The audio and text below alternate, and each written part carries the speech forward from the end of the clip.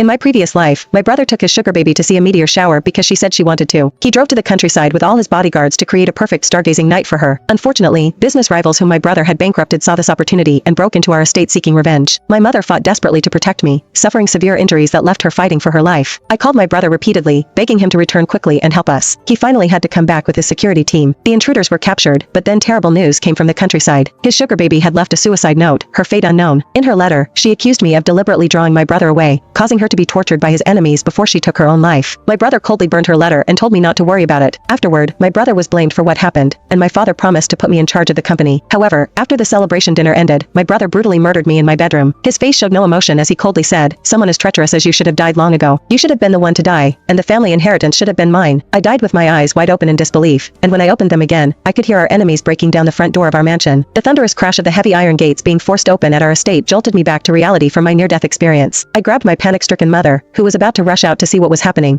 and pulled her into my bedroom. After locking the door, I gasped for breath and urged Mom to help me push the heavy oak wardrobe against the door. "Mia, what are you doing? We have security guards. What are you afraid of?" My mother, Marianne, looked at me in confusion, though she couldn't hide the terror in her eyes. She didn't know yet that my brother, James, had taken all the bodyguards with him for his beloved girlfriend. "Mom, James took all the security with him. It's just the two of us in the house now." I gritted my teeth, using every ounce of strength to push the wardrobe. The heavy oak made a spine-chilling scraping sound as it left deep scratches across the hardwood floor. Marianne froze, unable to believe that my usually responsible brother would do something so reckless. Given our family's wealth, security had always been a top priority. How could all the guards possibly leave at once? But seeing my pale face, she had no choice but to believe me. "Quick, call your brother and tell him to come back immediately," Marianne urged, her voice shaking. I remained silent, eyes fixed on the door barely blocked by the wardrobe. With trembling fingers, I dialed 911, briefly explaining our situation and address. I couldn't trust James to be our first line of rescue, especially since in my previous life, he had returned too late, causing my mother to miss the critical treatment window and die. After hanging up, my heart sank. Recent heavy snowfall had blocked the roads, and our hillside estate was quite a distance from the nearest police station. I dreaded to imagine what might happen before the police arrived. Bang! A violent crash shook the door. I instinctively pressed my body against the wardrobe as fear rushed through me. Just then, Marianne's call to James connected. "James, come home quickly. There are